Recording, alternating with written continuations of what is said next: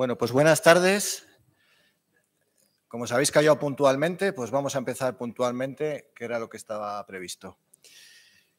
Os agradecemos vuestra asistencia a este último acto de los que teníamos programados de celebración del 25 aniversario del Centro de Orientación Familiar de la Diócesis de Burgos, que es una celebración, pero no es una celebración para darnos coba, ¿no? Sino, bueno, pues para agradecer el trabajo hecho y para seguir. Y por eso parte de los actos pues, han sido plantear algunos de los temas que, bueno, hemos tenido una obra de teatro sobre los problemas familiares, muy divertida, hemos celebrado una Eucaristía en la Catedral, hace 15 días más o menos tuvimos la charla sobre género, jóvenes e iglesia con Marta Rodríguez y hoy pues seguimos con esta charla que vamos a presentar a continuación.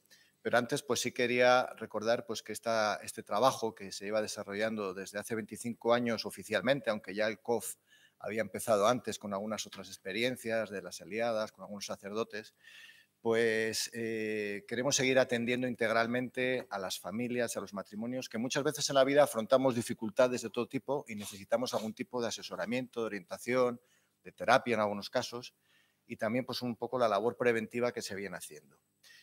Esto pues lo hemos plasmado en este trimestre con estos actos, con estos eventos. Y bueno, aunque quizás en febrero tengamos alguna sorpresa que ya desvelaremos, pues concluimos en principio lo que tenemos programado hoy. Y vamos a concluir con una conferencia divulgativa de uno de los temas más candentes, en parte relacionado con lo anterior, aunque igual era un tema un poco más amplio, que es la cuestión de la transexualidad. Sí quería manifestar, aunque yo creo que es conocido en nuestro ámbito, que lo hacemos desde el máximo respeto.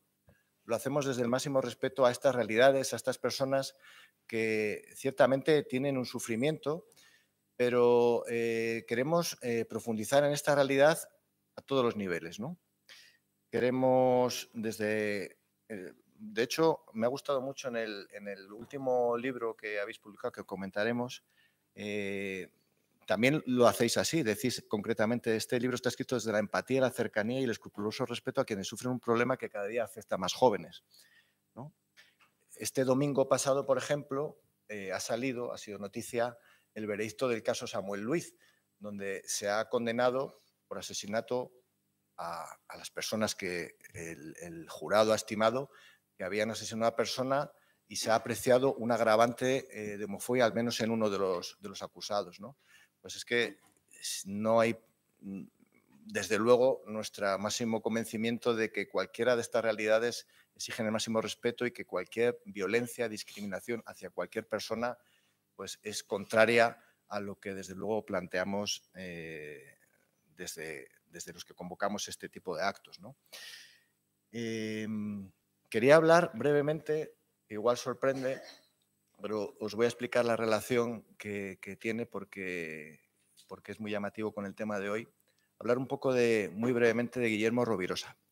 Guillermo Rovirosa, que algunos conoceréis, fue el promotor de la Hermandad Obrera de Acción Católica y tiene libros muy interesantes de espiritualidad, de temas sociales, pues por ejemplo el Manifiesto Comunitarista, el Fenerismo, que aborda el tema del arrendamiento, de la usura, el cooperativismo integral. Aquí es donde quería llevar. El cooperativismo integral es un libro que plantea Rovirosa desde adelantándose muchas cosas o siguiendo el hilo de la doctrina social de la Iglesia, el tema del cooperativismo, y tiene elementos que habla de la vocación, de cómo fomentar la vocación, distintas vocaciones, ¿no? Desde la vocación profesional, la vocación de Estado, la vocación. Y tiene una que llama muy curioso, que es la vocación evidente. ¿Y a qué llama Rovirosa la vocación evidente? Está escrito en los años 50, mediados de los 50, a la vocación de ser varón y ser mujer. Hoy, yo creo que José luego nos va a hablar de esto es algo que ya no es evidente. Hoy la cuestión de ser varón o mujer es algo que se ha convertido en algo que no es evidente, que se cuestiona. Comentábamos antes que en Alemania se ha aprobado recientemente una ley donde ya los padres, al inscribir a los hijos en el registro, tienen la libertad de inscribir a sus hijos con el género que quieran, masculino o femenino, independientemente de las cuestiones médicas, ¿no? De las cuestiones biológicas. Entonces, yo os recomiendo que leáis estos aspectos de Rovirosa, que son muy interesantes, muy actuales, pero es algo que está ahí, ¿no? Y bueno, para hablar de este tema, pues hemos contado con la colaboración pues increíble, abierta desde el primer momento, de José Rasti, que lo hemos mandado, muchos conoceréis, que es coautor de 2 libros que abordan este tema con profundidad, con rigor, desde distintos aspectos filosóficos, sociológicos, psicológicos. Él es licenciado en filosofía, doctor en psicología, profesor en la Universidad de Oviedo. Y bueno, los aspectos así más académicos los voy a obviar, los podéis ver en la Universidad de Oviedo, ahí tiene su currículum académico, pero voy a destacar algunos aspectos, como aparte de esta labor docente, investigadora, pues también es columnista muy habitual. Desde hace un tiempo escribe todos los domingos una columna en el Huffington Post, en un periódico digital, con temas muy interesantes. Yo, por ejemplo, de los últimos que he leído, me ha encantado el análisis que haces del resultado de las elecciones en Estados Unidos, de cómo, a pesar de ser Trump un candidato pésimo, por qué ha perdido Kamala Harris, que tiene mucho que ver con los temas que tratamos ahí, ¿no? Toda esta cultura woke, etcétera, ¿no? Pues es además un artículo brillante, porque lo vais a ver, es muy didáctico y escribe muy bien, y además con mucho sentido del humor, y os recomiendo que lo sigáis. Escribe también en la revista Mongolia. Él ha sido consultado en este tema por el gobierno francés para la ley trans francesa, porque allí han consultado a los asesores, en España no han consultado. Igual no sé si lo comentarás, pero yo también quería dejar constancia de que sí, en Francia por lo menos se lo han tomado en serio y han consultado un abanico amplio de expertos, y has tenido la oportunidad de dar la visión sobre este tema. Y uno de los últimos datos que yo creo que he buscado, que todavía no ha salido, es que has prologado el último libro de Abigail Shrier, sí, que es la autora del libro también muy famoso de... no me acuerdo el título. Un daño irreversible, que ha publicado otro libro, y te han pedido hacer a ti el prólogo en español, y he oído que dices que es el mejor libro del año, ¿no? En este tema, por lo menos. Sí, sí, así es, así es. Abigail Shrier, que es una autora que yo creo que todo el mundo deberíamos leer siempre, acaba de publicar, salió a la venta, pues no sé, hace 15 días, a lo mejor, una cosa así, salió a la venta un libro que se llama Mala Terapia, y que yo creo que es el libro más importante del año, acerca de las cuestiones educativas de los menores y acerca de cómo afrontar lo que se conoce como la crisis de la salud mental juvenil, infanto-juvenil, es decir, el incremento que ha habido exponencial muy importante de problemas psíquicos, de ansiedad, de depresión, de autolesiones en los jóvenes actuales. Y Abigail Shrier dan el clavo, en mi opinión, dan el clavo perfectamente, con mucha precisión, acerca de qué está pasando con nuestra juventud, ¿no? Desde luego recomiendo mucho la lectura, y yo ya lo conocía cuando se publicó en inglés, lo leí en inglés, y cuando me llamaron de la editorial para escribir el prólogo fue como si me piden los Rolling Stones que les acompañe con una guitarra en el último disco, algo así.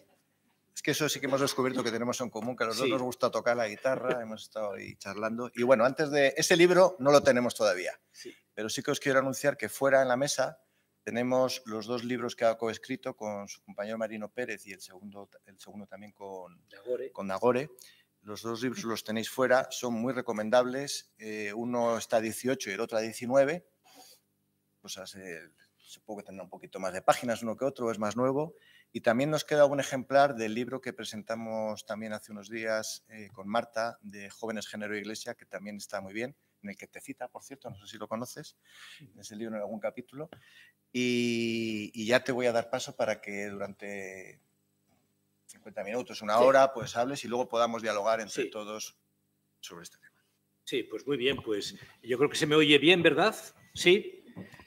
Bueno, quisiera empezar, como no, agradeciendo muy sinceramente pues, al Centro al Centro de Orientación Familiar, la Delegación Familia y Vida de Burgos, por la invitación a venir a esta maravillosa ciudad. A mí no hay que insistirme mucho para convencerme de venir a Burgos, cuando por cualquier motivo alguien me quiera llamar.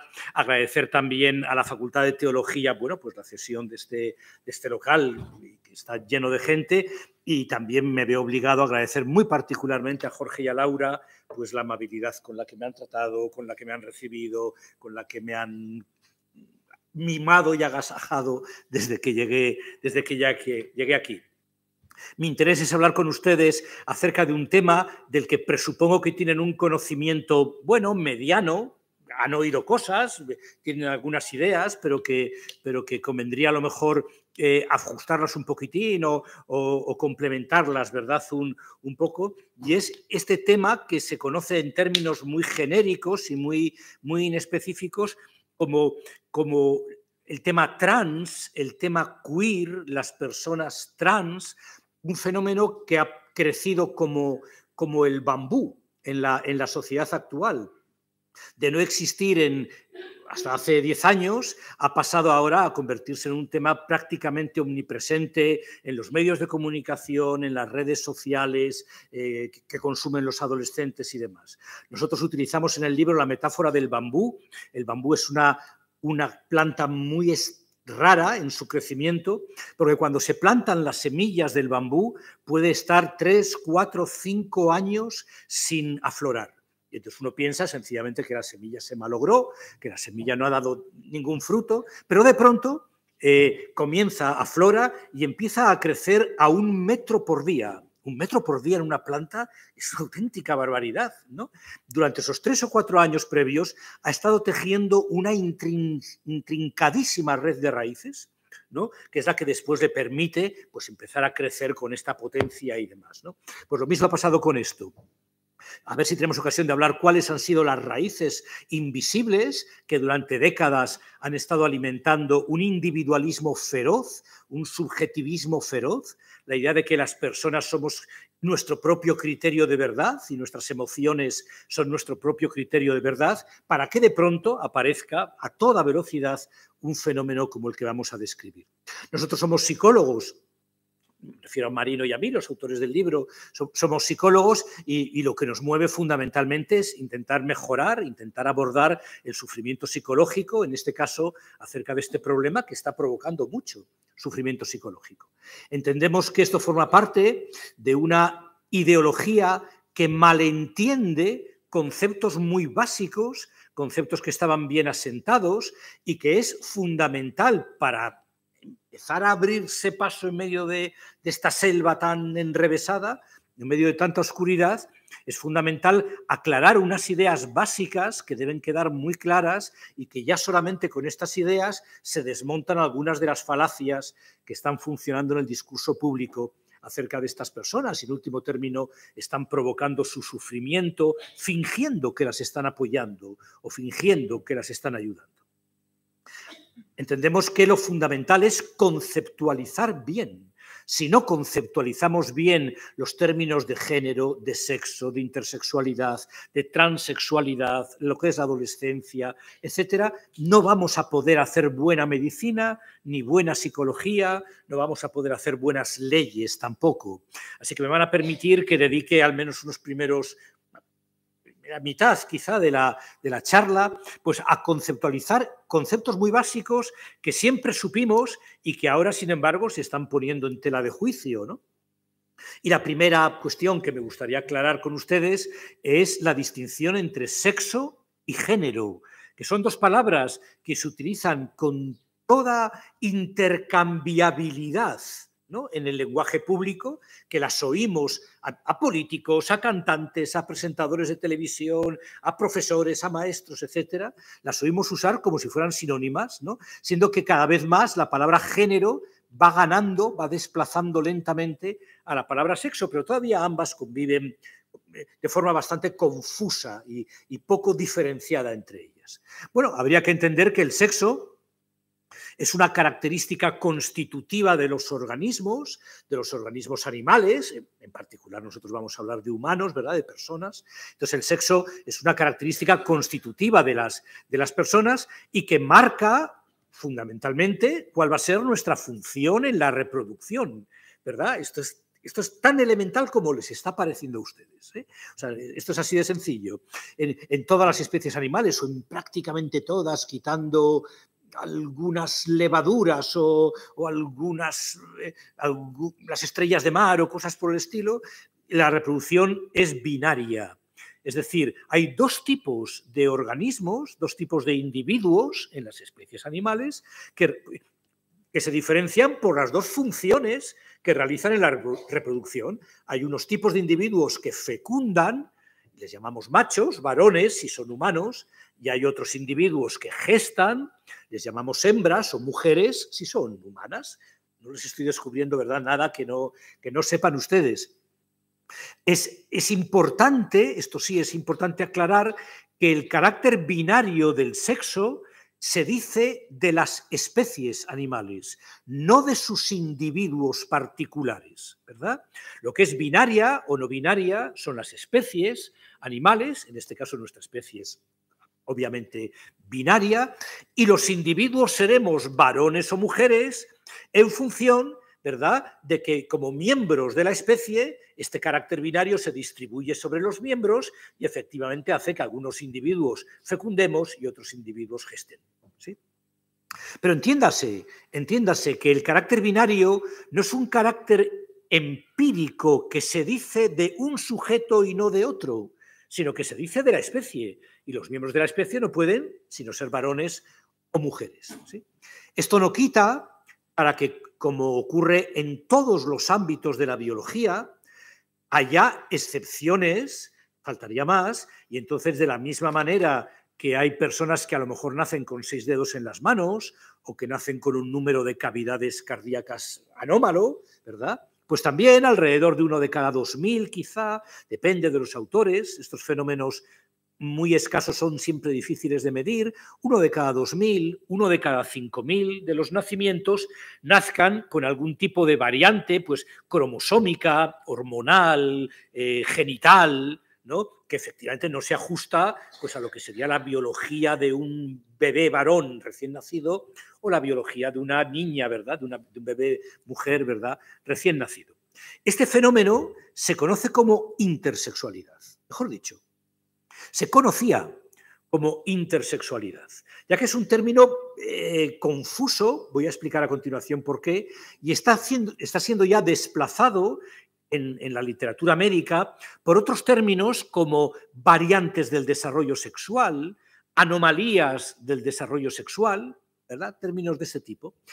Se rechaza cada vez más la palabra intersexualidad porque daría la impresión de que estas personas que padecen estas anomalías de nacimiento estarían colocadas entre los sexos. Intersexual sugiere entre los sexos, de tal forma que habría un continuo entre las mujeres y los varones, y a lo mejor una mujer con síndrome de Turner pues estaría en este punto de aquí, y a lo mejor un varón con síndrome de Klinefelter estaría un poquito más para acá. Es decir, que habría un continuo, de tal forma que el sexo no sería binario, sino que sería todo un continuo de elementos que se pueden ir graduando. Esta es una forma equivocada de entender estos fenómenos, porque en verdad las más de 40 variantes que existen de anomalías del desarrollo sexual son o variantes de mujeres o variantes de varones. Es decir, no hay un continuo entre ellos, sino que hay dos categorías claramente distintas. Y de tal forma que las mujeres pueden tener ciertas variantes, pues por ejemplo, les citaba antes el síndrome de Turner, las mujeres que nacen con cromosomas X0, ¿sí?, que son mujeres. Son mujeres tan mujeres como una mujer sin síndrome de Turner, ¿no? O el síndrome de Klinefelter, los varones son varones. Es decir, no hay mujeres más mujeres que otras. No hay varones más varones que otros. No hay una persona que sea un 30% varón y un 70% mujer. Y además, como esto es algo biológico, habría que extenderlo a todo el ámbito de los, al menos de los mamíferos placentarios. No hay un animal que sea un 30% toro y un 70% vaca. No sé si me explico. Un 25% yegua y un 75% caballo. ¿Sí?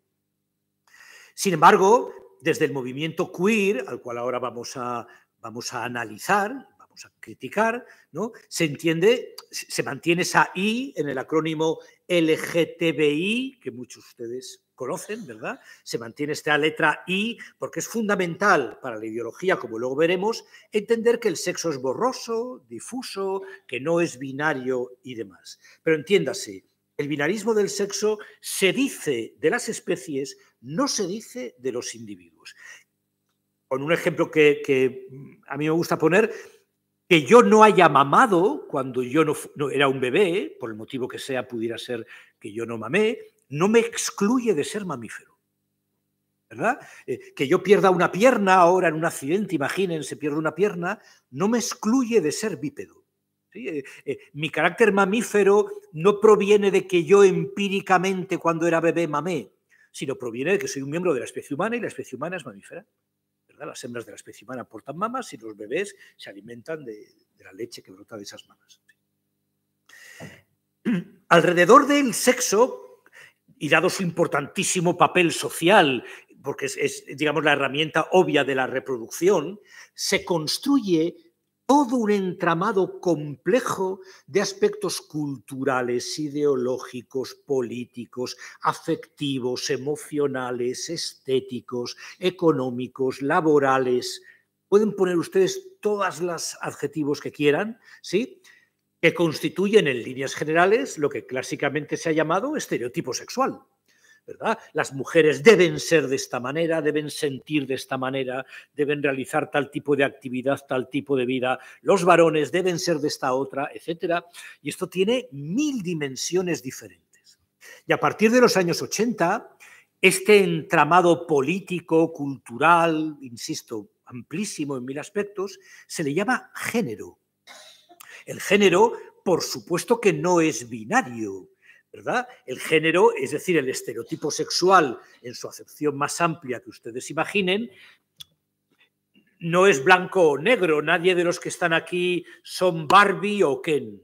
O nadie de los que están aquí son Marilyn Monroe o Arnold Schwarzenegger. Nadie de los que están aquí se ajustan al 100% al estereotipo femenino o al estereotipo masculino, sino que todos andamos por ahí en medio, ¿no? Más cerca de un polo, más cerca del otro. Además, tampoco es una única línea recta, sino que son 1000 dimensiones y todos andamos flotando por ahí en medio. Por supuesto que el género no es binario, por supuesto que el género es un continuo y habrá personas pues, con un género más masculino, más femenino, a medias, en aspectos estéticos de un tipo, en aspectos no estéticos de otro tipo. ¿Sí? Clásicamente, desde el pensamiento, digamos, sexista, tradicional, el pensamiento, bueno, machista, si lo queremos entender así, o sexista al menos tradicional, se entendía que el género, el estereotipo sexual, es un derivado, un producto secundario del sexo, que ya que eres mujer, deberás quedarte en tu casa cuidando a los niños y a los ancianos. Ya que eres varón, deberás ser fuerte, rudo, muy pobre en expresión emocional y ejercer trabajos fuera de casa, ¿verdad?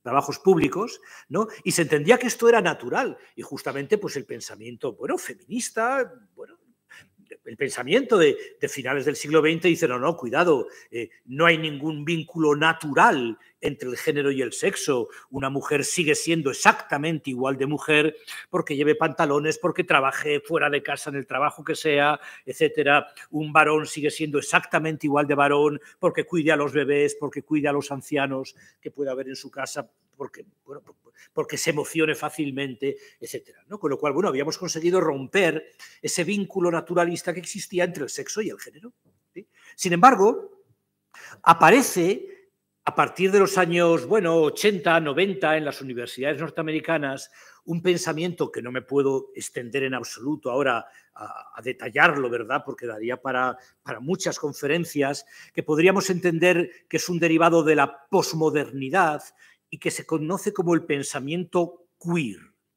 Por dar unas pinceladas que necesariamente son imprecisas, ¿verdad? Pues este es un pensamiento, el posmoderno, que duda de la realidad, que duda de la idea de verdad y que duda de la idea de la ciencia, y que entiende que las certezas que han existido en todas las sociedades, ¿no? Las certezas de la verdad, de la realidad, etcétera, son en verdad construcciones lingüísticas para que una minoría oprima a la mayoría. Construcciones lingüísticas para oprimir a las clases desfavorecidas, para oprimir a las personas que no encajan en esas construcciones, pero que en verdad no existe las especies animales como las conocemos, o no existe la ley de la gravedad, como se nos está intentando presentar. Es decir, se hace una objeción, una enmienda a la totalidad, a todo el conocimiento occidental, reduciéndolo a unas construcciones lingüísticas que son exactamente igual de válidas que unas construcciones a lo mejor mitológicas, que el origen del mundo se explica por igual en la mitología de no sé qué pueblo africano que en los laboratorios o en los astronómicos, ¿verdad?, de la NASA o cosas por el estilo. Y aplicado a nuestro ámbito, esta duda de la realidad empieza a defender que el sexo en realidad no existe y que lo que clásicamente se ha llamado el sexo, varones, mujeres, lo que yo les expuse hace unos minutos, no es más que una herramienta para sujuzgar, para oprimir a las personas, por ejemplo, intersexuales, que no encajan perfectamente en esos dos patrones paradigmáticos no perfectos, pues que son los varones y las mujeres. Y se empieza a entender que el sexo es también una construcción cultural, que es también un continuo y que en el fondo no se diferencia del género. Hasta el punto de que ya en la obra de Judith Butler, 1990, El género en disputa, ¿no?, se defiende que es, atención, se defiende que es el sexo el que es un subproducto del género y no el género, el estereotipo sexual, el que es un subproducto del sexo. ¿Sí? Se pasa, por decirlo de una forma clara, de decir que si eres niño debes jugar al fútbol y si eres niña debes jugar con muñecas, a decir que si juegas al fútbol debes ser niño y si juegas con muñecas debes ser niña, ¿no?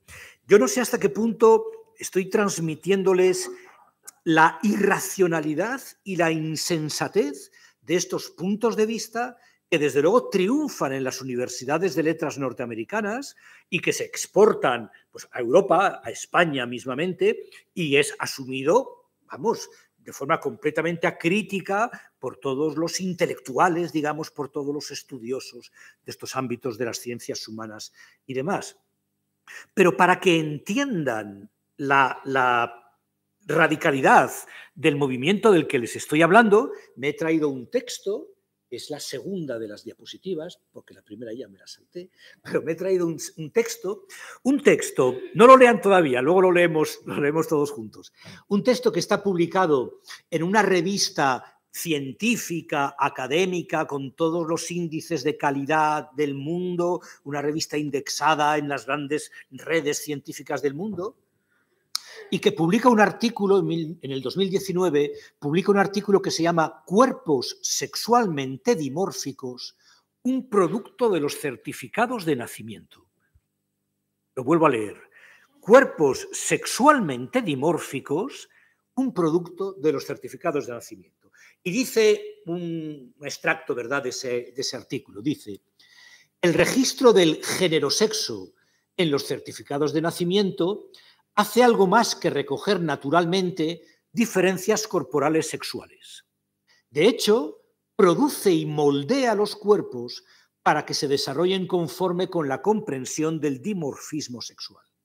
Los cuerpos sexuados no son objetos estáticos y prediscursivos, sino que están constantemente en un proceso de formación influidos por procedimientos sociolegales, incluido el registro del sexo. Se concluye que asignar legalmente un género-sexo tiene un efecto intrínsecamente violento sobre los cuerpos, que cuando llevamos a un bebé recién nacido, acabamos de tener un hijo, y llevamos a un bebé recién nacido al registro civil para inscribirlo con su nombre y con su sexo, estamos haciendo una acción violenta sobre ese bebé porque ya le estamos imponiendo un patrón que va a moldear su cuerpo para que ya tenga un cuerpo ajustado a la anatomía masculina en un caso o anatomía femenina a otro. Esto es un delirio, señores, ¿verdad? Esto es un auténtico despropósito. Pero deben saber que en la ley trans aprobada en Alemania este año, que se aprobó en la primavera, pero ha entrado en vigor hace pocas semanas, ahora en noviembre, en esa ley trans, los padres pueden inscribir en el registro civil a sus bebés recién nacidos con el sexo que los padres estimen adecuado, con el sexo que los padres consideren, sin ninguna relación con los genitales. Si quieren inscribirlo con el sexo que se correspondería con sus genitales, de acuerdo, pero si lo quieren inscribir con el otro sexo, es igualmente válido. Este es el nivel, digamos, de cómo se ha supeditado el género al sexo. ¿De acuerdo? Perdón, el sexo al género, quería decir, el sexo al género, efectivamente. Y es en este contexto, en esta sociedad, bueno, siglo XXI, hiperindividualismo, irracionalismo, subjetivismo, tú eres el criterio de la verdad de todas las cosas, lo que tú sientas es cierto, todos los discursos de la publicidad, todos los discursos en donde cualquier persona que tenga menos de 30 años ha vivido sumergido desde el momento del nacimiento. Cualquier persona de menos de 30 años jamás ha estado en una situación donde alguien no le intente vender algo. ¿Sí? Es en este contexto de adulación permanente del consumidor donde aparece inesperadamente, como el bambú, ¿verdad?, que comentábamos antes, un problema en donde una serie de personas afirman ser del sexo contrario al que al que podrían indicar sus genitales, ¿verdad? No son personas tomadas al azar, sino que tienen claramente unos perfiles sociodemográficos muy específicos. Hay, digamos, 3 bloques. Niños, mayoritariamente varones, pues que están en los 6, 7, 8 años de edad, ¿sí? Es un bloque, vamos a decir, pequeño, por así decirlo. Un gigantesco bloque de adolescentes, mayoritariamente niñas, que están en los 12, 13, 14 años de edad en su primera adolescencia, bueno, 15, 16, y que afirman haber descubierto que son niños o que se identifican como niños o que quieren ser niños. Y otro tercer bloque, también pequeño, muy curioso, de adultos varones que pueden tener 50 años, 55 años al término de su vida laboral, quizá más o menos, ¿verdad? Y que muy mayoritariamente se sienten muy atraídos por vestirse como mujeres, por ser considerados mujeres, por llevar, digamos, a cabo una ejecución estética propiamente femenina, bueno, propiamente femenina, de una feminidad caricaturesca, de una feminidad de carnaval de Río de Janeiro. O sea, de una feminidad de taconazos, de pelucazas, de collares exagerados, de cosas que ninguna de ustedes, por ejemplo, en este momento están llevando, ¿no? Que han venido aquí. No visten como ustedes, visten pues como vedettes o como cosas por el estilo. Vamos a centrarnos, yo creo que el tema que más nos interesa son las adolescentes y también los niños, pero bueno, particularmente las adolescentes. Se adhieren a una serie de retóricas que ven en las redes sociales, que ven en los medios de comunicación, en Internet, etcétera, en Netflix, etcétera, en donde efectivamente, pues afirmando que el sexo se elige, que el sexo se puede cambiar, que uno no tiene por qué pasar por la pubertad si no quiere y puede finalmente decidir ser varón o mujer según elija, ¿no? Pues reclaman de su centro educativo, de su familia y de la atención médica que se les medique, que se les haga la intervención necesaria para que puedan, ¿verdad?, cambiar de sexo. Es cierto que históricamente existió, y así está recogido en los manuales clínicos desde siempre, o desde hace 100 años o 120 años, existió un fenómeno verdaderamente raro, o sea, de presencia muy baja, hablamos de 1 cada miles de nacimientos, de niños y niñas, mayoritariamente varones, que desde su primera infancia muestran un rechazo visceral a su sexo, a sus genitales, ¿verdad? Varones, pues eso, niños, hablo de niños de 3 o de 4 años de edad, pues que juegan o fingen arrancarse el pene, o niñas también que se muestran muy, muy irritadas y muy incómodas, ¿verdad?, con el sexo que les ha tocado. Este era un fenómeno que se llamó transexualidad en su momento, cuya causa a fecha de hoy no tenemos ni idea, entre otras cosas porque al ser un fenómeno de presencia tan escasa, es muy difícil reunir muestras amplias, es muy difícil hacer estudios, digamos, de seguimiento. Entonces, todos son estudios clínicos de casos únicos, hipótesis, teorías, etcétera. No tenemos claro qué ocurre. Y es ese fenómeno verdaderamente excepcional el que se convierte en el grano de arena alrededor del cual la ostra construye la perla. Saben ustedes que las ostras siempre construyen las perlas alrededor de un grano de arena, ¿no? Y efectivamente, ese fenómeno de la transexualidad, 1 cada 2000 nacimientos, 1 de cada 3000 nacimientos, es, digamos, el fenómeno alrededor del cual se construye todo lo que hoy en día se conoce como personas trans. Un maestro que llevara 40 años dando clase, un profesor de secundaria que llevara 40 años dando clase, pues a lo mejor habría visto un caso, hace unas décadas, habría visto al término de su carrera docente, pudiera ser que hubiera visto un caso de este fenómeno. Hoy en día hay un caso en cada aula, ¿no? Hoy en día, si hay aquí profesores de enseñanza media, ¿no?, convendrán conmigo que es habitual, o sea, es más frecuente que infrecuente que haya un caso en cada aula, especialmente de chicas que afirman que son varones o que piden por favor ser tratadas como varones. Y se está intentando tratar este nuevo fenómeno, que ahora vamos a ver cifras, ¿no?, verdaderamente exagerado, con la lógica con la que se trataba el fenómeno de la transexualidad clásica, que no tiene nada que ver, aunque aparentemente ambas personas digan las mismas cosas. En psicología distinguimos siempre forma y función. 2 personas pueden estar teniendo la misma conducta, exactamente la misma, por motivos completamente diferentes. Y eso quiere decir que son 2 conductas diferentes. Dos personas pueden estar diciendo «me voy a suicidar», esta frase textual, ambas. A lo mejor uno lo dice porque se enfrenta a problemas que le tienen completamente desbordado, está completamente desesperanzado, no tiene ninguna esperanza de que esto pueda mejorar y, bueno, entiende que su única solución es el suicidio. Y otra persona lo dice para evitar que su pareja se divorcie. O sea, puede haber todo tipo de casuísticas, con lo cual, aunque la persona de 50 años que le gusta vestirse de mujer diga no estoy conforme con mi cuerpo y he nacido en un cuerpo equivocado, que es lo mismo que dice la chica de 13 años y a lo mejor lo mismo que dice el niño de 7 años, aunque las palabras sean las mismas, la función que está cumpliendo eso en las vidas de cada persona es completamente diferente. ¿Sí? Y convendría no aplicar un molde, una única horma, ¿verdad?, a todos los casos, únicamente porque las verbalizaciones que están ocurriendo pues son semejantes. Vamos a ver unos datos, ¿verdad?, acerca de lo que les estoy contando. Bueno, pasando así ya pasamos. Miren, estos son datos de Londres. En Londres, una clínica que afortunadamente ya cerró después de que se descubrió lo que estaba pasando, llamada Tavistock, trataba todos los casos de disforia de género en el área del Gran Londres, y vean ustedes el crecimiento que hay.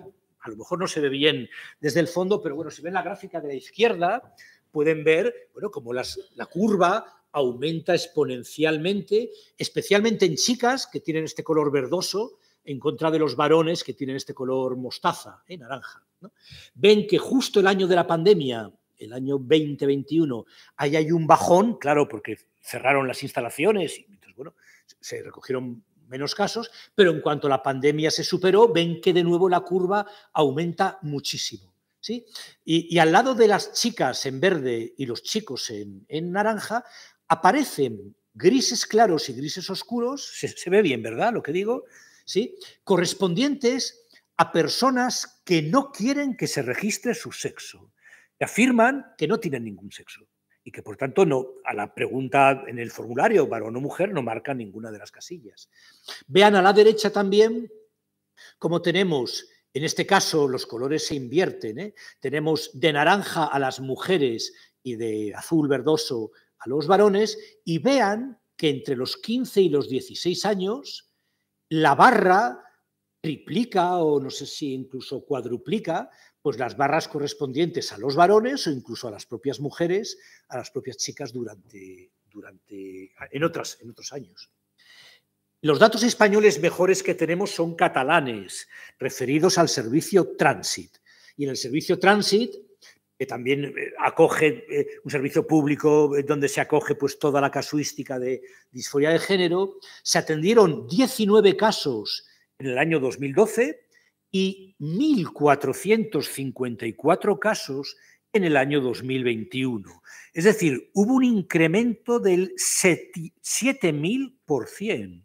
Se multiplicaron por 70, ¿verdad? Los casos que antes, si en un mes un clínico veía un caso, en el 2012, ahora en el 2021 ve 70 casos, ¿no? También aquí se ve un perfil de edades muy parecido, la gráfica es diferente, pero el perfil de edades sigue siendo muy parecido al que veíamos en los datos de Londres. Vemos que en el grupo de chicas, en este caso entre 10 y 14 años, la casuística se multiplica muchísimo más, ¿verdad?, que en otras edades o que en el grupo de los varones. Nos enfrentamos entonces a un fenómeno nuevo que no está provocado por una mera tolerancia de la sociedad que haga que de pronto salgan del armario personas que estaban, digamos, dentro del armario, que no se manifestaban como tales anteriormente. Porque si fuera así, si esto fuera sencillamente un fenómeno de que al aumentar la tolerancia, bueno, pues entonces aparecen más casos, ¿verdad? Nos encontraríamos con que aparecen casos de todas las edades y de todos los perfiles. Pero la distribución sociodemográfica de edades, ¿verdad?, y de sexos es tan peculiar en todos los países europeos, centrándose en las personas más vulnerables, más sugestionables y más fácilmente convencibles de este tipo de creencias, que más bien nos inclinamos a pensar que estamos ante una terrible influencia social. Se le llama contagio, obviamente contagio es una metáfora, no es un contagio de un virus, faltaría más, ¿no?, ni de una bacteria, una influencia social. Todo lo psíquico es social, nos contagiamos las formas de hablar, la forma de vestir, nos contagiamos los gustos estéticos, nos contagiamos lo que comemos, todo es social, y en este caso parece que este fenómeno también obedece a un fenómeno de contagio social. Esta ideología que está convenciendo a nuestros adolescentes de que el sexo se elige, de que hay personas muy especiales, diferentes, personas únicas, inclasificables, que no son ni varones ni mujeres, etcétera, encuentra básicamente tres caldos de cultivo, ¿no? Tres fuentes de difusión. En primer lugar, los centros educativos. Los centros educativos, me refiero fundamentalmente a los públicos, ¿no?, aunque esto también me consta que ocurre en centros concertados o incluso en centros privados, pues claro, se encuentran con el problema de que los centros educativos quieren impartir a sus alumnos talleres de educación afectivo-sexual. Pero claro, a la profesora de lengua no le apetece nada ocuparse de dar un taller afectivo-sexual a sus alumnos, o al profesor de biología o al profesor de matemáticas, ¿no? De tal forma que, estando en este momento en el que hay que hacerlo, pero ¿quién se ocupa de esto? Y ya están los profesores suficientemente agobiados, llama a la puerta del centro escolar una asociación transactivista. Una asociación transactivista que se presenta y dice: hola, muy buenas, somos la asociación lo que sea, la mariposa feliz, la asociación que fuera, somos especialistas en este tema, recibimos subvenciones estatales para poder dar este tipo de charlas, así que si ustedes quieren se las damos gratis. Y es una situación de ganancia mutua extraordinaria. El centro consigue lavarse las manos y decir: estupendo, ya tenemos quien dé las charlas, y la asociación consigue que justificar en su memoria de actividades que han dado 20 charlas, 25 charlas y que, por tanto, bueno, las subvenciones recibidas pues han estado muy justificadas. Y estas personas que se presentan como especialistas no son en verdad más que activistas políticos, no son más que transactivistas que vienen a luchar, a ser guerreros de la justicia social. Me gusta explicar esto. Es decir, cuando un nutricionista va a un centro escolar a dar una charla sobre nutrición, va, pues no sé, a combatir la obesidad infantil, por ejemplo, a mejorar la salud de los alumnos, por ejemplo, a enseñarles pautas sanas, ¿verdad?, de alimentarse. Bueno, su tema. O cuando un psicólogo va a lo mejor a dar una charla sobre ocio positivo, etcétera, pues a lo mejor va a combatir el consumo de drogas o otras formas de ocio más inadecuadas, el uso correcto de las pantallas, etcétera, ¿no? Pero cuando un transactivista se levanta de la cama para dar un taller de estos en un centro escolar, en su cabeza va a combatir el fascismo. Eso es lo que él siente que está haciendo, ¿no? Él es un guerrero de la justicia social y entonces se levanta con la trascendencia, ¿verdad?, con la solemnidad del que va a ir a combatir el fascismo. Y presenta contenidos estrictamente ideológicos que se están explicando a los niños de 4, 5, 6 años como los que me gustaría enseñarles. Bueno, aquí me faltaba el número de clínicas donde se hacen operaciones a menores de edad de cambio de sexo. Pues si ven arriba en el mapa de Estados Unidos había 2 en 2007 y ahora si ven abajo el mismo mapa de Estados Unidos, pues hay en este momento, el último dato que yo he consultado es más de 500 clínicas donde se hacen faloplastias, vaginoplastias, extirpaciones de pechos, ¿verdad?, a los menores. Pero esto es lo que les quería enseñar. Estos son materiales didácticos que forman parte, que se imparten en los centros escolares españoles por asociaciones transactivistas. Se lo leo. La señorita Simona está preocupada. ¿Es su aura una jaula? Su alumna más revoltosa, de una forma o de otra, la trae loca. La que lleva la falda rota y no le gusta vestir de rosa. La que en carnavales se viste de comancho vaquero y en Navidad quiere ser bombero. La que cuando quiere ir guapa se pone corbata. La que siempre se deja adrede la puerta abierta para que la castiguen a no jugar a la cuerda. La que feliz se ríe cuando se pinta un bigote con acuarela de bote. La que salta de alegría cuando da una certera patada y todos los amigos celebran su gol. La que bajo el cuello de su camisa esconde la trenza y le da pereza el tul y la seda, la que en los juegos de recreo espontáneas se cuela en el turno y el grupo que no le toca, la que se equivoca de baño o prefiere no usarlo porque siente rubor, la que parece que se despista cuando hay que ponerse en la fila, la que siempre pierde un pendiente y no se preocupa porque alguien lo encuentre. Berta, la que a primera hora se quita la horquilla, quizás no sea una niña. En casa, desde hace unos días, papá y mamá lo han entendido y han ido al cole a explicar lo que pasa. Berta es un niño.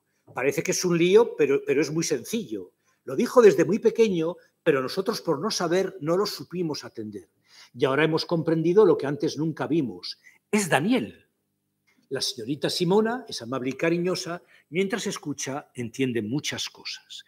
¿Por qué Berta revolvía? Le gustaba pintarse un bigote, no le importaba perder un pendiente, le gustaba jugar de bombero, etcétera. Porque era un niño. Porque era un niño y no lo sabía la profesora ni los padres hasta que finalmente lo han entendido. Vean el ejemplo que antes les decía, ¿no? Hemos pasado de decir si eres niño debes jugar al fútbol a decir si juegas al fútbol debes ser niño.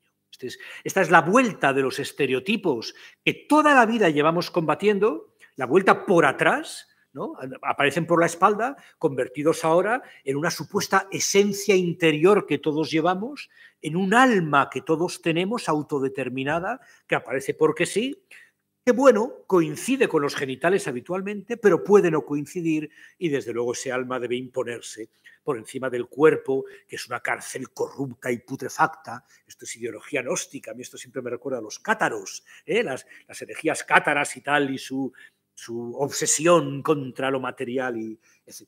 Otro contenido también interesante es este. Se muestra a los niños esta diapositiva, pues vean, la mayoría de las chicas tienen vulva y algunas chicas tienen pene, fíjense en los dibujos, ¿verdad?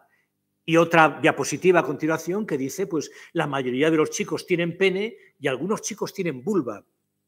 No sé si notan algo, y es que no hay chicas de pelo corto, eso no, eso no, y no hay chicos de pelo largo, eso no. Hay chicas con vulva o con pene, y hay chicos con pene o con vulva. pero las chicas todas tienen el pelo largo y los chicos todos tienen el pelo corto. Y una vez que se ha enseñado a los niños estos contenidos, se les hace este ejercicio. ¿Cuántos y cuántas? ¿No? Y se pide que cuenten en este dibujo que ven ahí, cuenten cuántos niños y cuántas niñas hay. Y la respuesta correcta no es contar penes y vulvas, sino contar pelos largos y pelos cortos. De tal forma que si el niño, hablamos de 5 años, de 6 años, si el niño cuenta penes y vulvas y dice, pues hay, yo qué sé, 12 niñas y 15 niños, lo que sea, se ha equivocado. Por el contrario, si cuenta pelos largos y pelos cortos, es cuando acierta y esa es la respuesta correcta que está dando. Es decir, estos son los contenidos que presentados de una forma seductora, divertida, entre canciones, juegos, por monitores fascinantes, encantadores, humoristas que seducen a los niños, se les está contando, bueno, que quizá no seáis del sexo que os han dicho. Quizá, planteároslo, debéis planteároslo, porque todo lo que sea reventar los esquemas binarios tradicionales niño-niña, todo lo que sea transgredir la lógica, digamos, estándar, ¿no? Etcétera, es revolucionario, es heroico, es un acto de liberación que las personas pueden y deben hacer desde su más tierna infancia. Porque nadie es quien para decirle a un niño de 5 años que afirma ser niña que no lo es. Nadie es quien. ¿Cómo vamos a contradecir a un niño? ¿Lo vas a saber tú mejor que un niño? Si es un niño o una niña. Ese tipo de discurso lo vemos constantemente en todos los medios de comunicación. En las redes sociales se presenta permanentemente esta disyuntiva, que tienen muy bien representada en este dibujo. Hay que elegir entre excitación, aventura, misterio, glamour a la izquierda, ¿verdad? O ser cis. Cis, para aquellos que no lo sepan, es lo contrario de trans. Cis son las personas que son del sexo que marcan sus genitales, ¿verdad? Entonces, fíjate, tienes 13 años, cualquiera de nosotros, ¿verdad? Hemos sido adolescentes y sabemos lo que es ser adolescente. Tienes 13 años y se te presenta esta disyuntiva. Aventura, misterio, glamour, vanguardia, transgresión, ser especial, diferente, o ser la niña de la derecha, pringadilla, normal, una niña fascista, directamente, exactamente, directamente fascista, ¿no? Modesta, normal, tranquila, una niña sin más, ¿no? Bueno, pues este es el discurso tal y como se está contando. Excuso también decir los medios de comunicación, la televisión, las series, Netflix, en donde pues coincidiendo con el boom de este fenómeno, pues las series empiezan a meter personas trans en sus temporadas. Pues La Casa de Papel, ¿verdad? La Casa de Papel, pues la primera temporada no hay personas trans, la segunda tampoco, y la tercera coincide con el boom de este fenómeno a nivel social, y entonces ya aparecen, ¿verdad? Personas trans en las series que sean, en las series que las personas ven, ¿no? Y en los medios se confunde permanentemente, y esto es muy importante, se confunde normalizar un fenómeno con promocionarlo. Es decir, no olvidemos el grano de arena. No olvidemos que sí hay personas que por motivos que desconocemos, desde su más tierna infancia, muestran una aversión irracional, pero real, y que implica muchísimo sufrimiento hacia el sexo que les ha tocado. Ese es el grano de arena de este asunto. Y que esas personas tienen derecho a su absoluta normalización, han acostumbrado a llevar vidas muy dolorosas, muy tristes, han sido objeto de maltrato, de marginación, de invisibilización, faltaría más. Y entonces sí, pues han llevado vidas complicadas, en ocasiones marginales, etcétera, y se merecen toda la atención del mundo, toda la ayuda, todo el apoyo. Hay que combatir cualquier tipo de estigmatización, cualquier tipo de marginación de esas personas. Hay que normalizar su situación. Pero la línea que separa la normalización de la promoción es muy fina. ¿Sí? La línea que separa decir no hay nada vergonzoso en ello, no hay por qué ocultarse, eres una persona de plenos derechos, nadie debe maltratarte, etcétera, es muy fina de decir es bueno serlo. Sobre todo cuando el aplauso, la romantización, la épica, cuando se les presenta como héroes, cuando a un niño de 4 años que ha descubierto que es niña, madre mía, ¿no? Que creen los Reyes Magos, pero sabe de qué sexo es, ¿no? Ha descubierto que es niña. Cada intervención que hace en la entrevista es un aplauso de la audiencia, al presentador se le cae la baba porque está entrevistando a una persona ungida por los dioses. O sea, una persona que hoy en día representa el paradigma del profeta. O sea, el paradigma de la persona especial tocada por la divinidad para convertirlo en alguien único, ¿no? Y entonces, como digo, la línea que separa normalizar con promocionar, pues es una línea muy, muy fina. Yo podría estar hablando horas, ¿verdad?, de este tema, pero esta es, digamos, la presentación base que yo quería hacer, y yo estoy seguro, tenemos media hora un poco larga, si a ustedes les parece, seguro que siempre hay un debate interesante y la gente hace preguntas y salen temas, bueno, así que si les parece, sí, Jorge, sí, pasamos a dar la palabra a la gente. Creo que sí, Óscar tiene aquí el micro, entonces podéis ir pidiendo la palabra. Aquí ya en primera fila hay una palabra. Vale, allí veo otra y otra. Bueno, voy a intentar, no os veo bien, pero bueno, voy diciendo por las zonas donde he visto levanta la mano. Empiezas aquí. Hola. En la primera. Dos cosas rápidas. ¿Quién paga a la asociación Mariposa Feliz? Tú. ¿Y por qué lo pago? ¿Por qué lo pago? ¿Por qué lo tengo que pagar?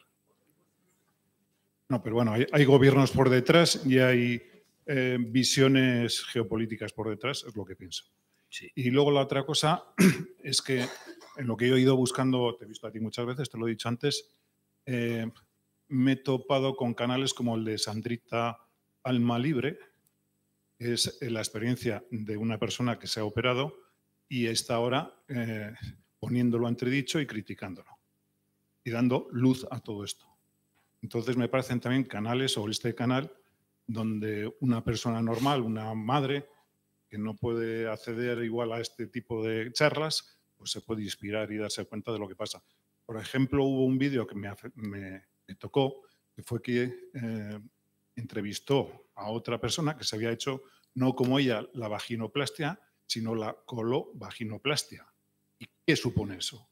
Y luego hice un viaje aquí al doctor que se lo había hecho con una clínica de diamante, una joyería. Sí. Pues bueno, ver todas esas cosas. Sí, bueno, lo que dices es interesantísimo. Desde luego, ¿quién lo paga? Pues lo paga el Estado, pero el Estado obviamente no le cae el dinero del cielo, le cae el dinero de nosotros. O sea, lo pagamos nosotros. Bueno, porque forma parte de las políticas, esto se vende como políticas de igualdad, se mete todo dentro de un batiburrillo, de una mezcla, donde está todo mezclado, y entonces este tema está mezclado con la igualdad, con la lucha contra la violencia de género, con la lucha por la normalización de las orientaciones sexuales. Un tema que no he comentado y debería al menos decir una frase al respecto, es que entiendan bien, el tema de la identidad de género, de si somos varones y mujeres, no tiene nada que ver con el tema de la orientación sexual, de si nos atraen los varones o las mujeres, ¿verdad? O sea, el logotipo LGTBIQ+, mezcla cosas completamente diferentes, es un cajón desastre, en donde por un lado está, si a mí me atraen personas de mi mismo sexo o de diferente sexo, o ambas o ninguna, que son las orientaciones sexuales, y yo creo que ahí el tema está completamente claro y ahí estaríamos todos de acuerdo, con el tema objetivo de si yo soy un varón o yo soy una mujer, ¿verdad? Y si yo soy un varón o soy una mujer, y se están dando casos verdaderamente delirantes de varones que afirman ser mujeres y entonces compiten en categorías femeninas, categorías deportivas, ¿verdad?, femeninas, o incluso convictos carcelarios que afirman ser mujeres y entonces van a cumplir sus penas en cárceles femeninas. Y esto ya adquiere el carácter de parodia cuando el delito por el que están en la cárcel es una agresión sexual, ¿no? De tal forma que un violador, durante el juicio, y en España tenemos un caso, durante el juicio descubre que es una mujer sí, no lo sabía hasta entonces, pero descubre que es una mujer, le cae la pena propia de ser varón, eso es cierto, pero la cumple en una cárcel de mujeres, ¿no? Y entonces tenemos noticias que parecerían sacadas de una película surrealista de los hermanos Marx, en donde pues en Escocia una reclusa ha dejado embarazadas a 3 reclusas, ¿no? En una cárcel de mujeres. Pero ¿esto cómo es posible? ¿Qué está ocurriendo? Este fenómeno en Escocia provocó la dimisión, la caída de la ministra, de la jefa de ministras escocesas de no sé qué, del gobierno del Reino Unido, Sturgeon, creo que se llamaba, algo así, ¿verdad? Justamente por no poder presentar ante la opinión pública algo que no fuera delirante al respecto. Respecto de Sandra, Sandra efectivamente es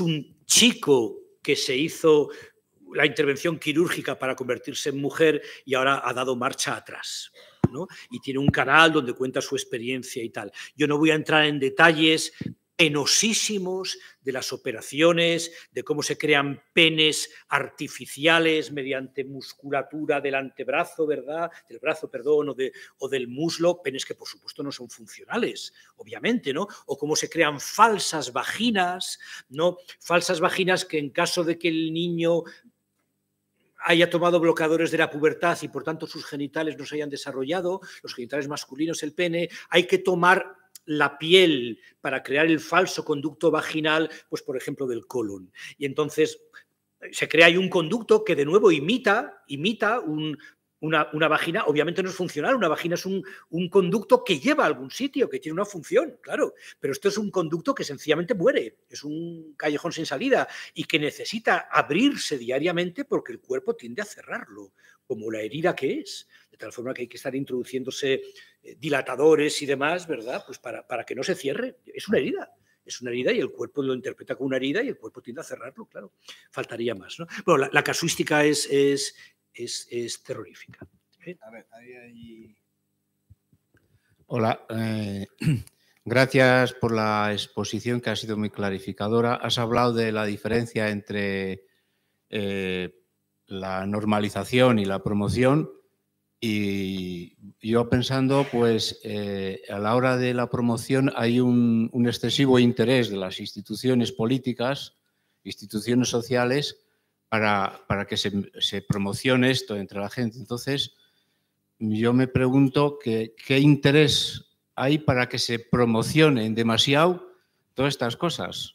Es decir, hay un trasfondo político, hay un trasfondo social, hay un trasfondo cultural de meternos todas estas cosas a través de las redes sociales, a través de la prensa, la televisión, etcétera, etcétera. Y entonces, ¿cuál sería el origen, la causa de esta excesiva promoción que, como has dicho antes, con solamente normalizar todas estas cosas valdría? Pero ¿por qué ese empeño en promocionar todas estas cosas? ¿Cuál es el trasfondo político, cultural, social? Sí, esto es una buenísima pregunta, efectivamente, ¿no? Hay, digamos, como 2 grandes bloques de intereses al respecto. En primer lugar, intereses económicos directos. No me ha dado tiempo de hablar de las terapias que se practican sobre estos jóvenes, pero ya les adelanto que por ley, desde la ley española del año 23, del año pasado, la famosísima ley trans, ¿verdad?, de Irene Montero, es obligatorio medicar a los menores que lo soliciten, menores a partir de 16 años. Es obligatorio, el médico no puede no hacerlo, ¿no? Si la persona de 16 años le pide tomar hormonas cruzadas, bloqueadores de la pubertad, es obligatorio hacerlo. Esto ya ocurre también en Estados Unidos. Y la idea de que un 5%, por ejemplo, de la población de un país esté crónicamente medicada para el resto de su vida, todos los días de su vida, desde, pongamos, los 10 años o los 15 años de edad, es un negocio con más ceros que no caben en esa pared, ¿verdad?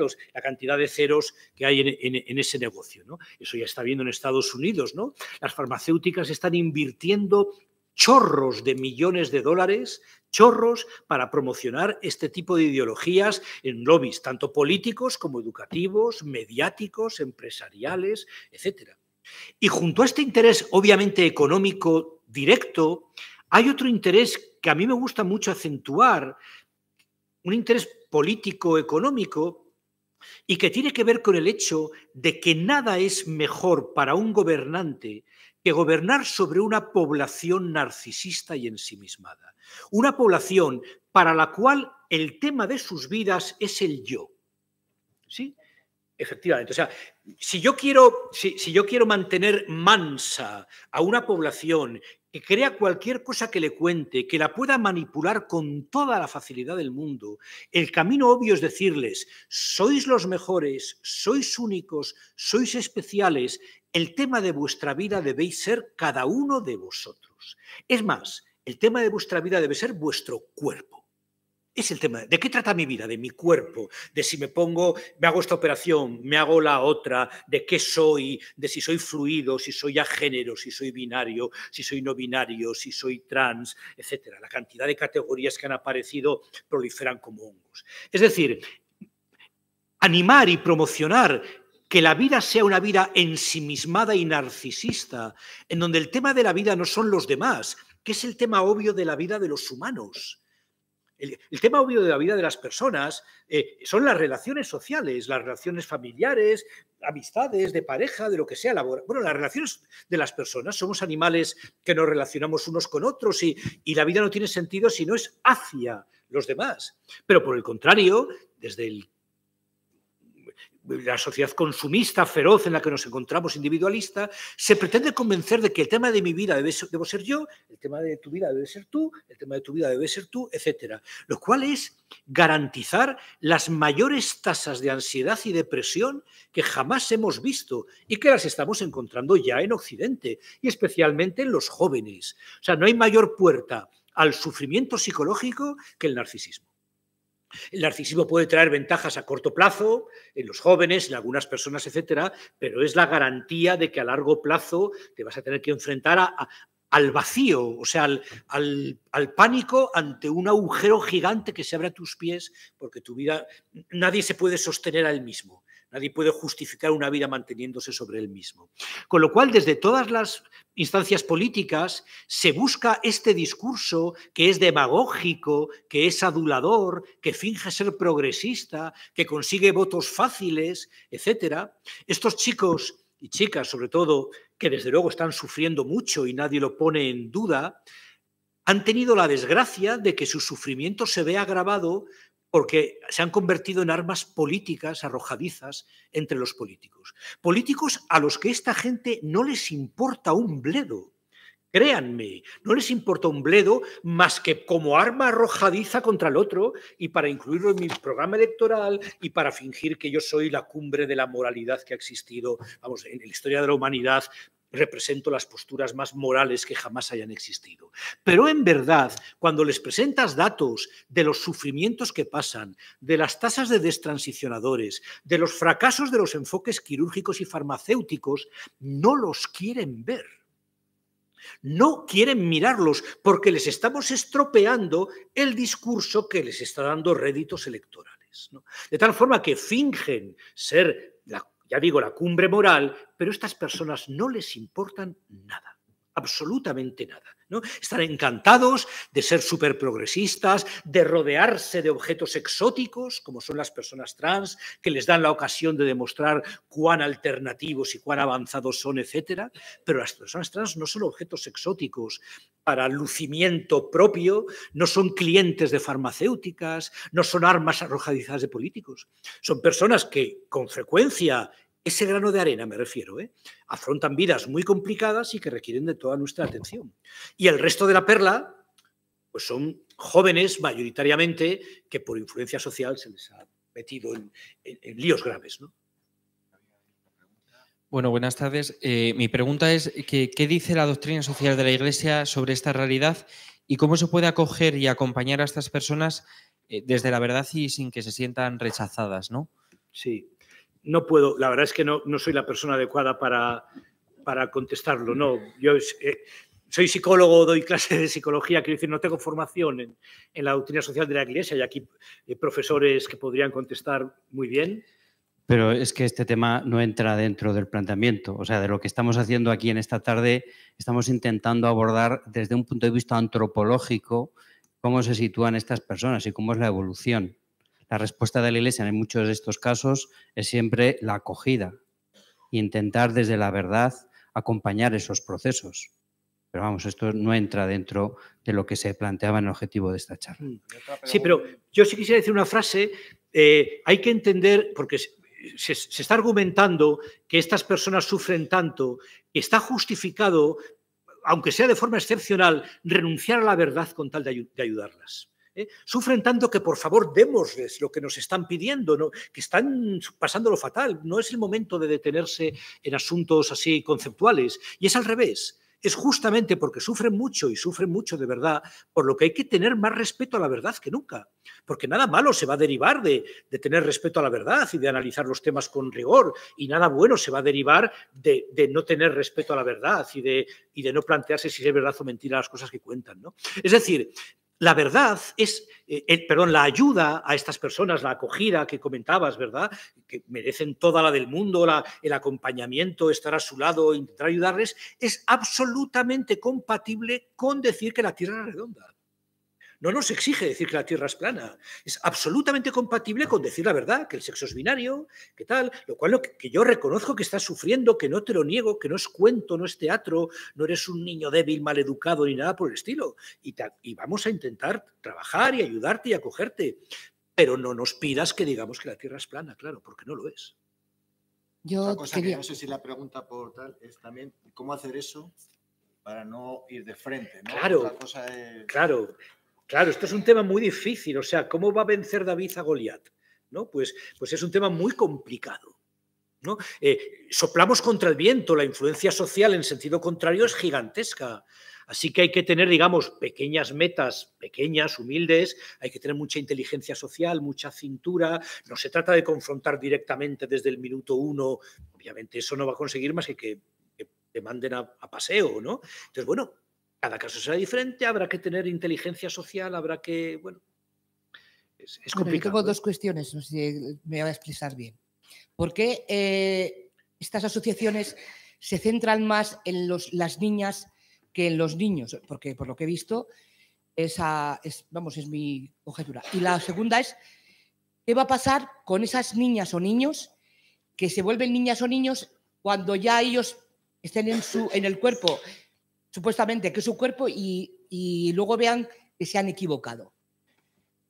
Sí, son dos preguntas también muy interesantes.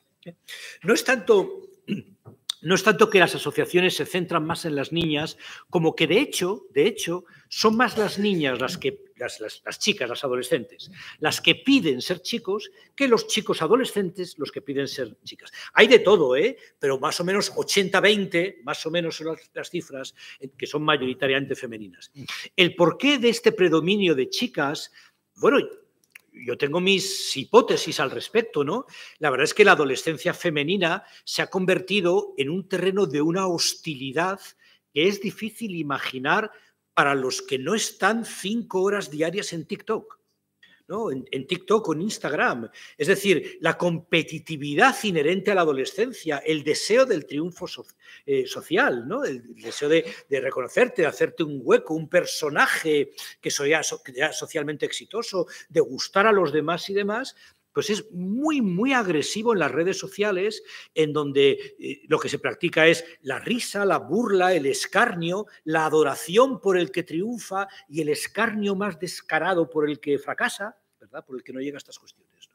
Otro elemento yo creo que también muy interesante y muy importante, no se puede obviar, es la presencia del porno en los móviles del 100% de los adolescentes, ¿no? De tal forma que una chica de 13 años está en su centro escolar y está viendo que a su lado hay 2 chicos riéndose, mirando porno en el móvil, riéndose con carcajadas fanfarronas y no sé qué y cual. Y la chica está mirando de reojo y dice, ostras, yo esto no lo quiero ni de coña.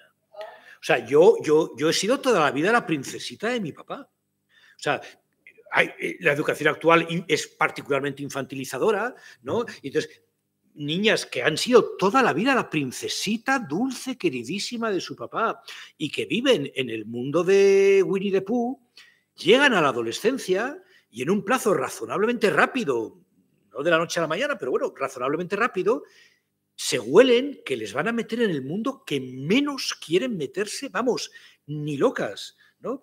Entonces, el ideal de mujer que se les está vendiendo, que ven en las redes sociales, que ven en el porno, que ven en no sé qué, o sea, no les atrae absolutamente nada.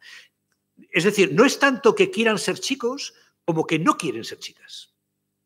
No quieren ser mujeres, ¿no? Entonces, la posibilidad de ponerse cortarse el pelo a lo corto, ponerse una sudadera amplia, con ropa amplia y unos pantalones de chándal amplios y pasar desapercibidos al margen de la mirada es muy diferente. Claro, la conciencia de la mirada ajena es muy diferente en la chica adolescente y en el chico adolescente.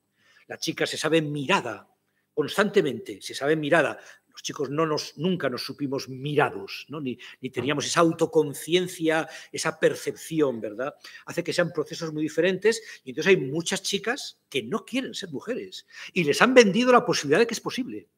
¿Que no lo quieres? No tienes por qué. No tienes por qué. A lo mejor eres un chico y no lo sabes, ¿no? En las redes sociales, prácticamente cualquier problema que consulte una chica, prácticamente cualquiera, se vehicula o se redirecciona hacia el tema trans. No ya solamente los obvios que podemos imaginar, sino que es que me llevo muy mal con mis padres. Ah, bueno, a lo mejor es que eres trans.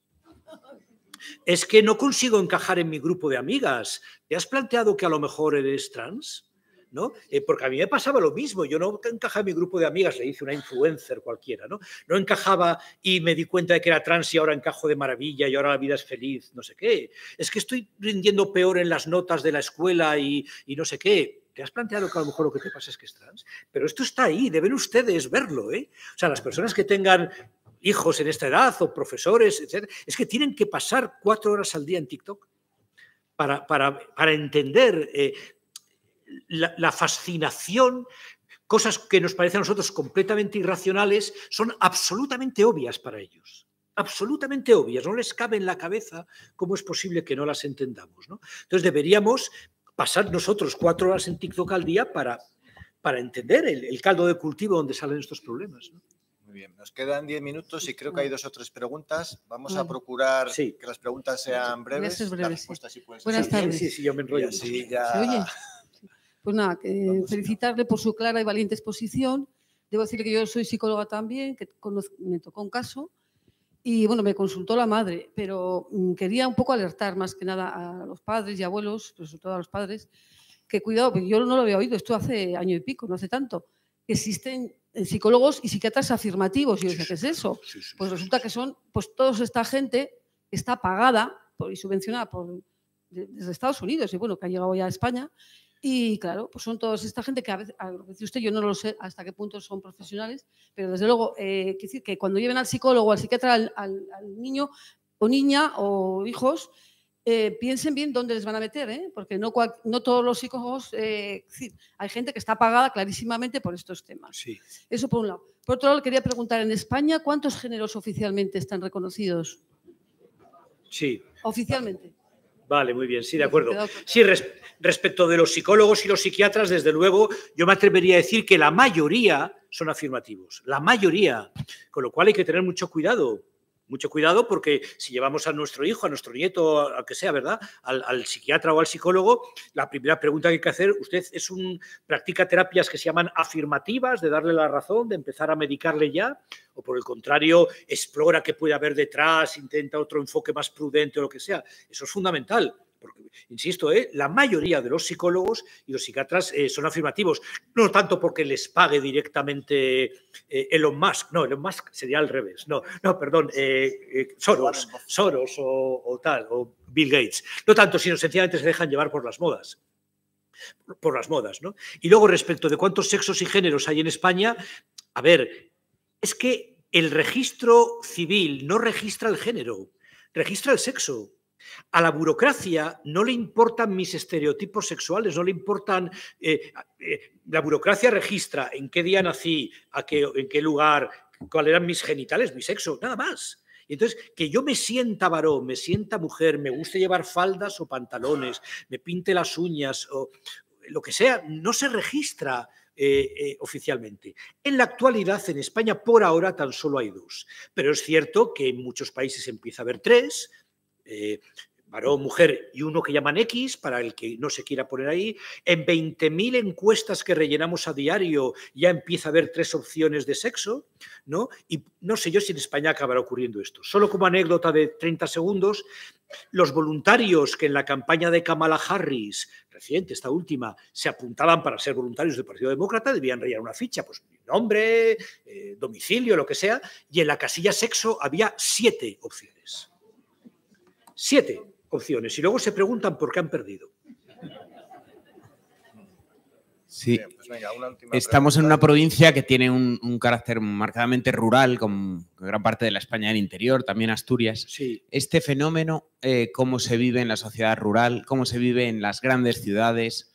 ¿Cómo se vive en...? Claro, somos cada vez más un país con un estrato social multicultural. En el África norteafricana, en subsahariana, Iberoamérica. ¿Cómo varía este fenómeno en distintas culturas o sociedades? Sí, desde luego esto tiene una modulación social muy importante y efectivamente este es un fenómeno claramente urbano, occidental, propio de sociedades en donde uno vive permanentemente rodeado de desconocidos. Esto es muy importante, ¿no? La gran diferencia, a este nivel me refiero, entre el pueblo y la ciudad, es que en el pueblo uno vive rodeado de conocidos y excepcionalmente puede haber algún desconocido, pero se le reconoce, yo soy reconocido en mi pueblo y yo reconozco a los demás, mientras que en la ciudad lo habitual es vivir rodeado de desconocidos y ocasionalmente puede haber algún conocido. Esto hace que la presencia pública, que el personaje que mostramos a los demás se construya de formas completamente diferentes en el pueblo que en la ciudad. Nadie posturea ni se hace tatuajes para su hermano, para impresionar a su hermano, para presentarse ante su hermano o su hermana, porque su hermano y su hermana le conoce de toda la vida y no le voy a impresionar ni voy a fingir que soy sofisticado y especial por mi tatuaje con letras japonesas ante mi hermano. La gente se hace un tatuaje con letras japonesas para los desconocidos en las ciudades, ¿sí? Otra cosa diferente sea que hoy en día cualquier sitio donde llegue Internet sea una ciudad, aunque tenga 20 habitantes. Aunque sea un pueblo de 20 habitantes, si llega la fibra óptica y llega Internet y hay un adolescente, está viviendo ya en la ciudad, aunque demográficamente eso no sea una ciudad, ¿no? Pero sí es cierto que esto es un movimiento propio de las ciudades occidentales, de contextos donde las personas viven rodeadas de desconocidos. Y eso hay que contarlo más, y algo habrá que escribir al respecto, ¿no? Sí. Muy bien. Pues nada, muchísimas gracias, José. Sí, un placer. Vamos a darle un aplauso porque la verdad que yo creo que... Sí.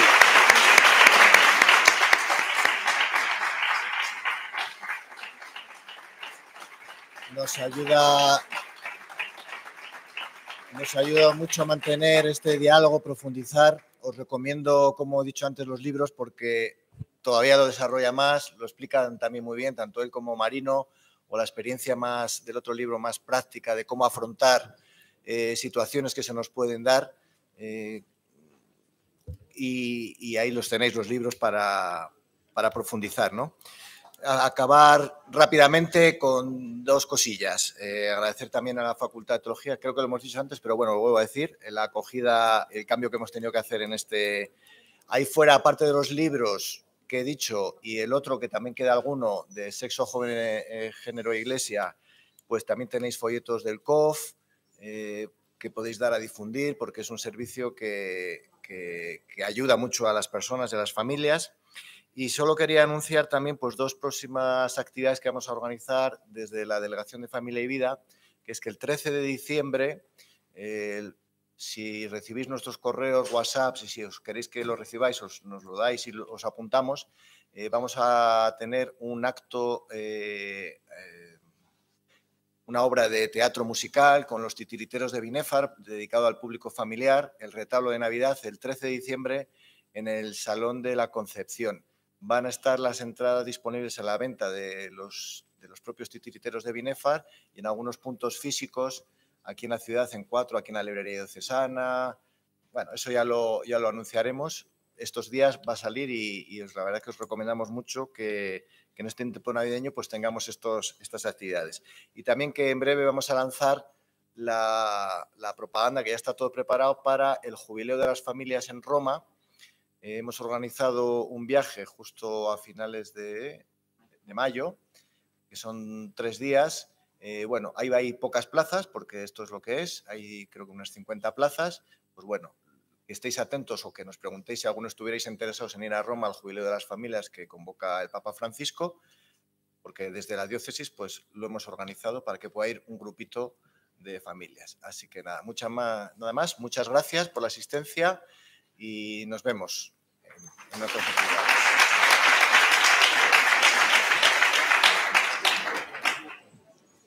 Bueno, ¿estuvo bien?